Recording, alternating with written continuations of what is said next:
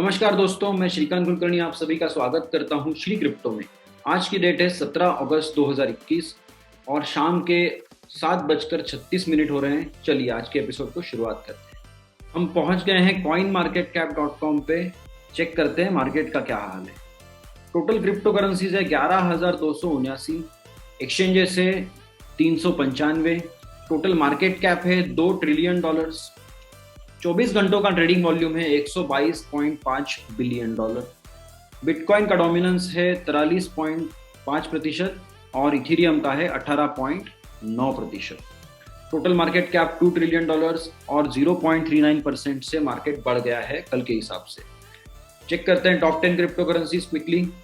Bitcoin first rank पे $46,405, 0.15% से कम हुआ है 24 घंटों में और 2.21% से बढ़ा है 7 दिनों में। इथेरियम सेकेंड रैंक पे $3,230 पे, कोई मूवमेंट नहीं 24 घंटों के हिसाब से और 2.5% से बढ़ गया है 7 दिनों के हिसाब से।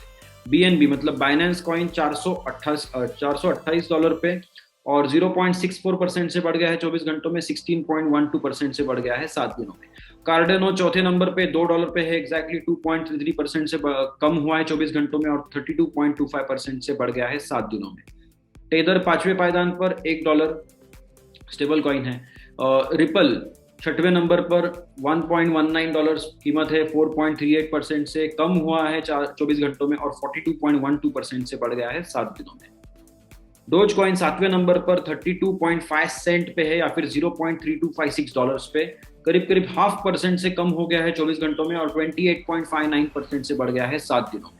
आठवें नंबर पे और एक स्टेबल कॉइन है USDC, $1 पे है, एग्जैक्टली $0.9999। तो नौवें नंबर पे पोल्का डॉट है $25.84 पे, 6% से बढ़ गया है 24 घंटों में और 23.86% से बढ़ गया है 7 दिनों में।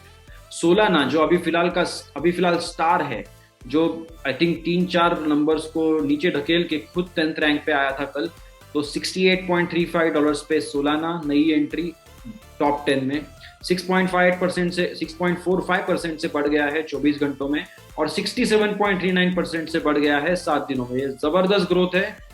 इतनी ग्रोथ पाने के लिए एक 10 साल लग जाते हैं FD के हिसाब से, तो ये 7 दिनों में इसने दे दिया है सोलाना ने। अच्छी बात है। चलिए आगे बढ़ते हैं, चेक करते हैं क्रिप्टो करेंसी दुनिया की खबरें। पहली खबर, when Dogecoin moon.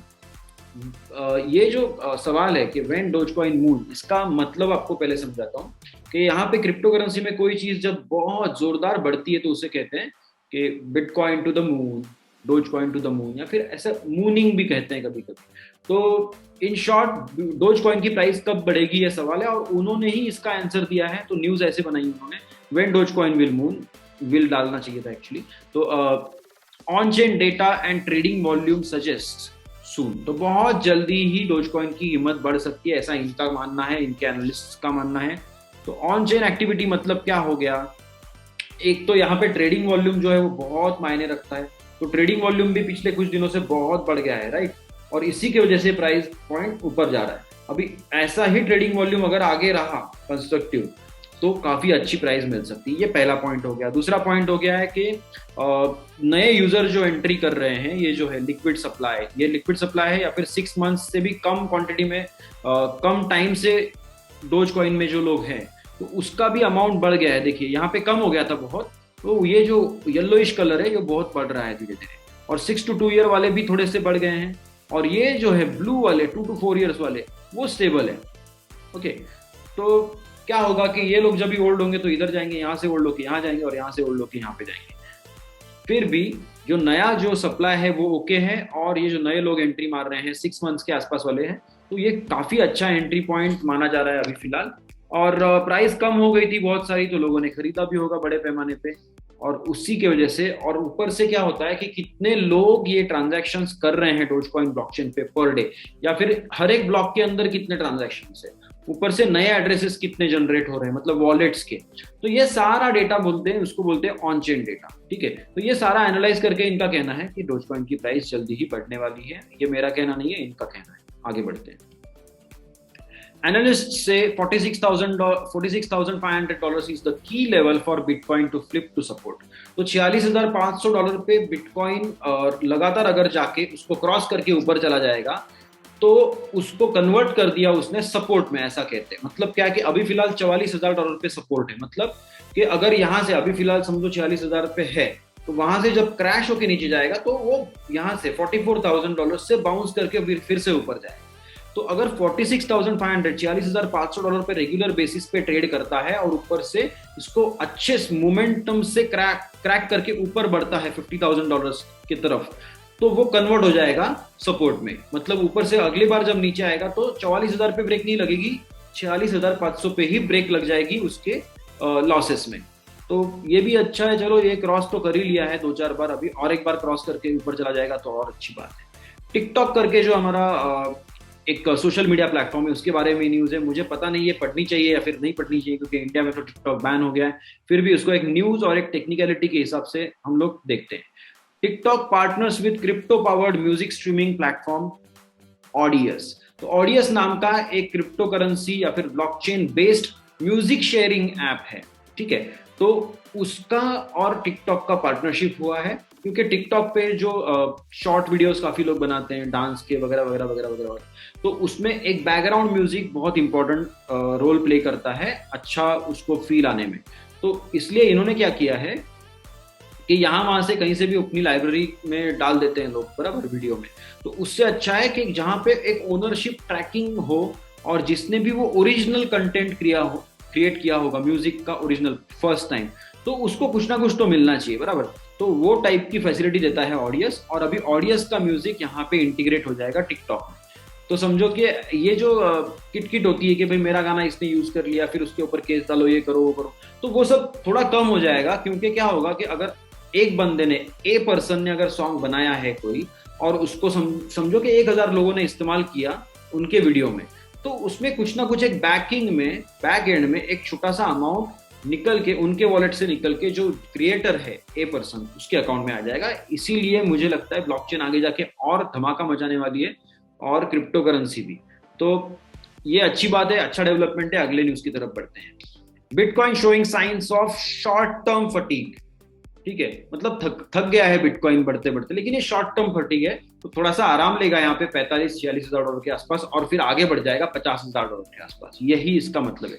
Bitcoin showing science of short term fatigue near $50,000 ahead of possible continuation. तो मतलब आगे बढ़ने से पहले यहाँ पे एक ब्रेक मारा है, थक गया था, अभी वापस से वॉल्यूम आएगा और वो वापस से ऊपर की तरफ उसकी जर्नी चालू हो जाएगी। ये इनका मानना है, मैं आपको नहीं बोल रहा हूँ कि अभी अगले आने वाले कुछ दिनों में प्राइस बढ़ने वाली है या फिर आप इन्वेस्ट कीजिए।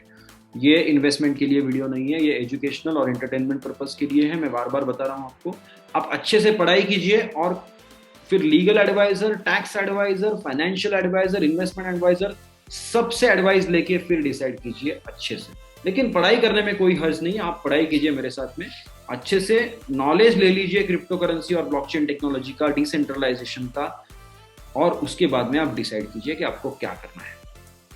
आगे बढ़ते हैं। Crypto exchange Bitpanda raises $263 million at $4.1 billion valuation. तो अभी रिसेंटली कॉइन डीसीएक्स इंडिया का जो एक्सचेंज है, उन्होंने $90 मिलियन रेज किए थे, करीब 750 करोड़ रुपए, और उसके बाद वो कंपनी बन गई एक यूनिकॉर्न। मतलब $1 बिलियन मिनिमम वैल्यूएशन होना चाहिए, मतलब 7,500 करोड़ रुपए, अगर 75 रुपए पे डॉलर को पकड़ रहे हो तो ये ऑस्ट्रिया की कंपनी है। ये अभी मार्च महीने में ही ये यूनिकॉर्न बनी थी, मतलब $1 बिलियन का वैल्यूएशन क्रॉस हुआ था। और अभी इन्होंने वापस से मार्च, अप्रैल, मई, जून, जुलाई, अगस्त, तो हार्डली 4.5-5 महीने में इन्होंने फिर से $263 मिलियन रेज किए हैं, और अभी ये $4 बिलियन का वैल्यूएशन पे पहुंच गए हैं, और यूरोप के सबसे फास्टेस्ट ग्रोइंग एक्सचेंज भी बन गए हैं। एक्सचेंज का नाम है बिटपैंडा। आगे बढ़ते हैं। Bitfarms increases revenues by almost 400% in Q2। तो Q1 में समझो कि उन्होंने ₹100 कमाए थे, तो Q2 में उन्होंने ₹400 कमाए, क्या, माइनिंग करके। तो ये क्यों हो रहा है? एक तो इन्होंने कुछ ना कुछ नया हार्डवेयर भी खरीदा होगा, ओके, तो हार्डवेयर खरीदा होगा। ऊपर से ये जो कैलकुलेशन होगा ना, ये कैलकुलेशन इनका होगा डॉलर्स में, या फिर कनाडा की जो कोई भी करेंसी होगी उसमें होगा, बराबर। तो ऊपर से एक तो क्रिप्टो की भी प्राइस बढ़ गई, ऊपर से माइनिंग आउटपुट भी बढ़ गया, क्योंकि चाइनीज माइनर्स का माइनिंग फार्म्स बंद करने की वजह से डिफिकल्टी कम हो गई, कंपटीशन कम हो गई, तो जो भी बंदा, जो भी कंपनी उस टाइम पे माइनिंग कर रहा था अब तक, तो उनका माइनिंग आउटपुट बढ़ गया था, इसीलिए इनकी इतनी जबरदस्त ग्रोथ हुई है। और ये अनइमेजिनेबल ग्रोथ है नॉर्मल कंपनीज के लिए, लेकिन क्रिप्टो में ये होते रहता है। कांग्रेसमैन मैकहेनरी एंड थॉमसन, यहाँ पे एंड मैं जानबूझ के डाल रहा हूँ क्योंकि आपको अदरवाइज एक ही नाम लगेगा इसलिए। Congressman McHenry and Thomson call SEC chair Gensler's remarks on crypto concerning. तो और एक बार, पहले एक सेनेटर ने बोला था, अभी दो सेनेटर, रादर दो कांग्रेसमैन एक साथ बात कर रहे हैं, मैकहेनरी और थॉमसन के, क्या कह रहे हैं कि गैरी जेंसलर, ये नहीं है, ये मैकहेनरी सर है, तो गैरी जेंसलर जो एसईसी के चेयरमैन है नए, उन्होंने जो भी स्टेटमेंट्स अभी फिलहाल दिए हैं ब्लॉकचेन के बारे में नहीं, क्रिप्टो करेंसी और एक्सचेंजेस के रेगुलेशन के बारे में, वो टेंशन देने लायक है और वो उनको कुछ ना कुछ चेंजेस लाना चाहिए। इन्होंने क्या किया था कि रिसेंटली इन्होंने लॉ पास किया था, eliminate barriers to innovation act of 2021। अब इसका मतलब क्या होता है एलिमिनेट बैरियर्स टू इनोवेशन? मतलब जो कोई नया काम करना चाह रहा है, जो पहले किसी ने नहीं किया है, नई टेक्नोलॉजी यूज कर रहा है, तो उनको आगे बढ़ने दो, उनको रोको मत, या फिर जो भी रूल्स रेगुलेशंस और लॉ उसको रोकने की कोशिश कर रहे हैं उसमें बदलाव करो, ठीक है, या फिर उनको एनफोर्स मत करो नए बंदों पे, क्योंकि ये बच्चे हैं ना, नया कंपनी मतलब बच्चा ही होता है।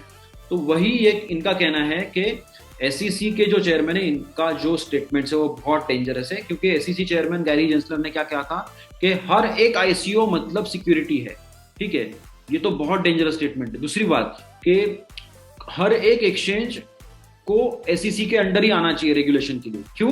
क्योंकि अगर 50 या फिर 100 या फिर 30-40 भी अगर टोकन्स वहां पे लिस्टेड है, तो ऐसा हो ही नहीं सकता कि 50-60 या फिर 100 में एक भी सिक्योरिटी नहीं हो। तो अगर आप एक भी सिंगल सिक्योरिटी ट्रेडिंग कर रहे हो 200 में से, 200 समझो एक एक्सचेंज पे 200 कॉइन लिस्टेड है, कॉइन और टोकन मिला के, तो उसमें से एक भी सिक्योरिटी प्रोडक्ट नहीं है, ऐसा हो ही नहीं सकता। तो इसीलिए वो कह रहे हैं कि सारे एक्सचेंजेस हमारे पास आने चाहिए रेगुलेशन के। तो ये सारे डेंजरस रिमार्क्स हैं उनके, ये कहना है कांग्रेसमैन का। और मेरे ख्याल से ये भी कुछ फोर्सफुली कुछ ना कुछ करके अगर रेगुलेशन अच्छा वाला बना देंगे यूएस में, तो यूएस की और ग्रोथ होगी। यही इनका कहना है कि आप लोगों के जॉब क्यों छीन रहे हो, आप उनका इनकम का सोर्स क्यों छीन रहे हो। अब ये यहाँ पे बोल रहे हैं, ये हर जगह पे लागू होता है। इंडिया में भी ये बोलना चाहिए किसी ने, कहीं पे कहीं लोकसभा में, कहीं राज्यसभा में किसी ने बोलना चाहिए हमारे तरफ से, राइट।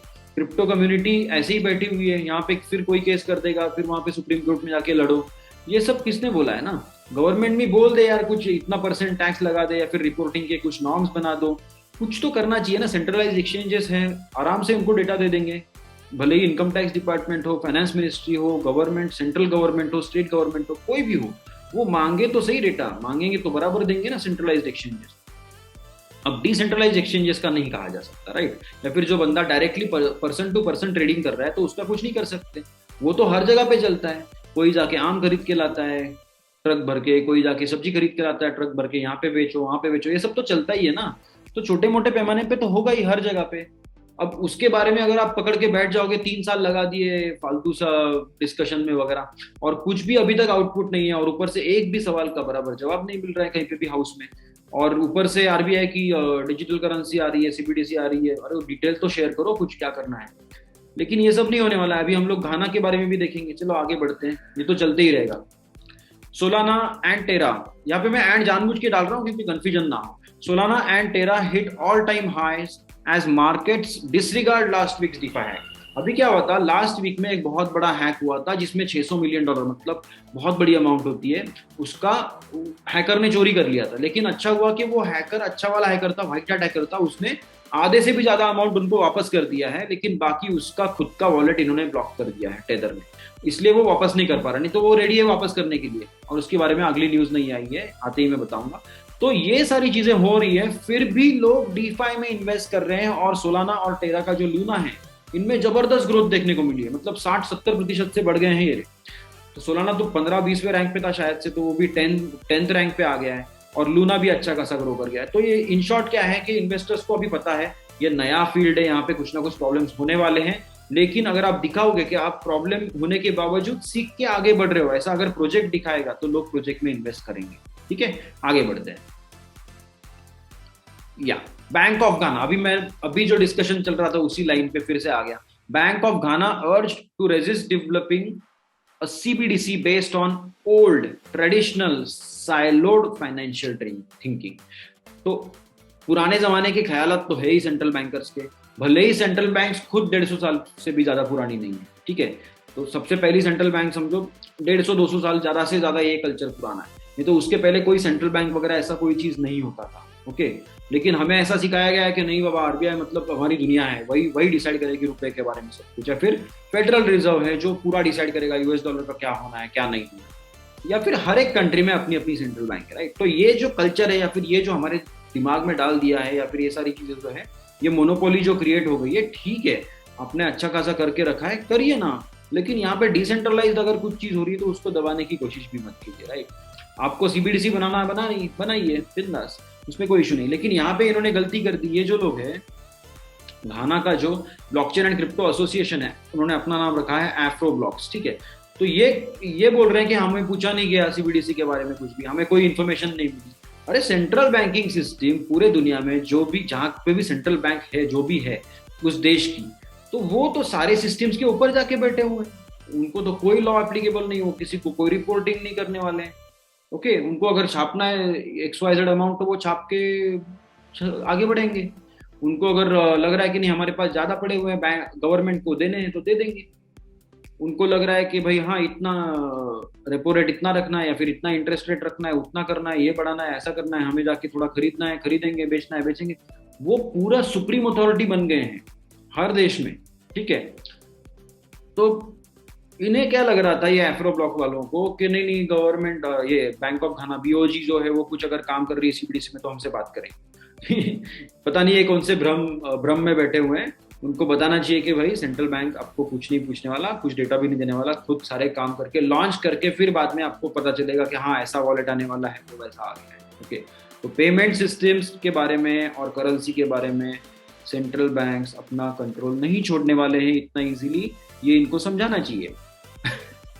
ठीक है, अगली न्यूज की तरफ बढ़ते हैं। इसके बारे में मेरे मतलब ख्याल जो है, इसी से मुझे कोई प्रॉब्लम तो नहीं है, लेकिन सिंपली स्पीकिंग एक एंटिटी 100 करोड़ लोगों का डिसीजन लेना, या फिर एक एंटिटी यूएस में 30 करोड़ लोगों का डिसीजन लेना, ये थोड़ा सा प्रॉब्लमेटिक लगता है, राइट।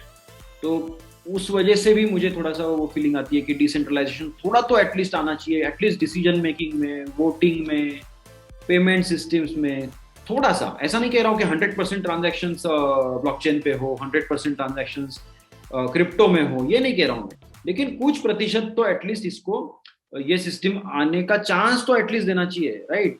तो ये चांस देंगे तो इनको पता चलेगा कि यहाँ पे कितना बेनिफिट है या फिर कितना प्रॉब्लम है। अब देख तो लो प्रॉब्लम है कि नहीं है, करेक्ट। तो देखेंगे प्रॉब्लम होता है तो ठीक है, फिर आप बंद करवा दीजिए, या फिर आप उस पर कुछ एनफोर्समेंट डाल दीजिए। इतना टैक्स भरना पड़ेगा, अगर समझो बिटकॉइन में पेमेंट कर रहे हो तो 10% एक्स्ट्रा प्राइस लगेगा जमीन के लिए, और 10% में से 5% सेलर का होगा, 2.5% लोकल गवर्नमेंट का, 2.5% सेंट्रल गवर्नमेंट का, वॉटेवर जो कुछ भी है आप निकाल के खुला छोड़ दीजिए ना, जो कुछ है वो।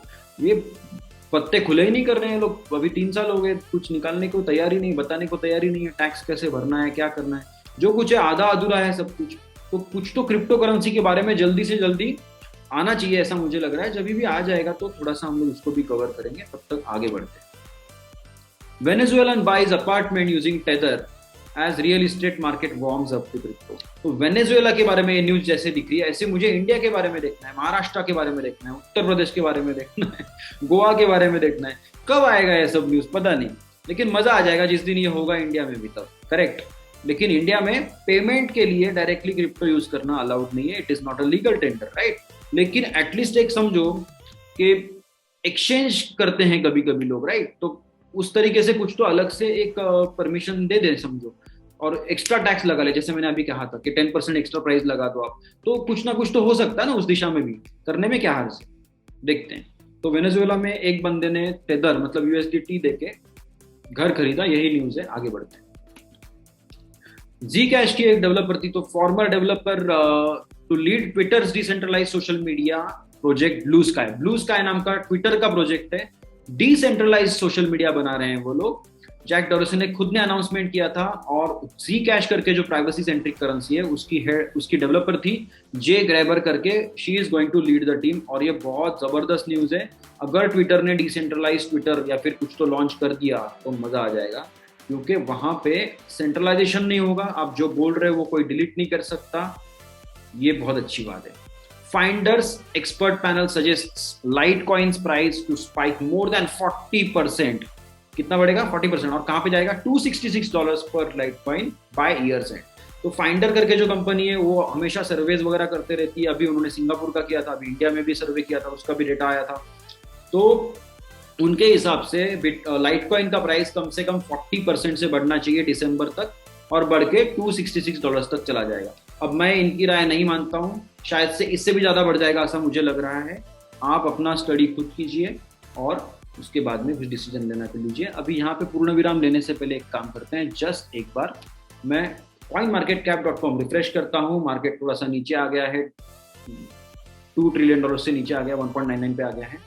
तो 17 अगस्त 2021 को शाम को 7:58 पे बिटकॉइन था $45,954 पे। ओके, मैं श्रीकांत कुलकर्णी आपसे अलविदा कहता हूं आज के दिन के लिए। कल के एपिसोड में फिर से मिलेंगे, तब तक के लिए by the tips and order. Bye guys.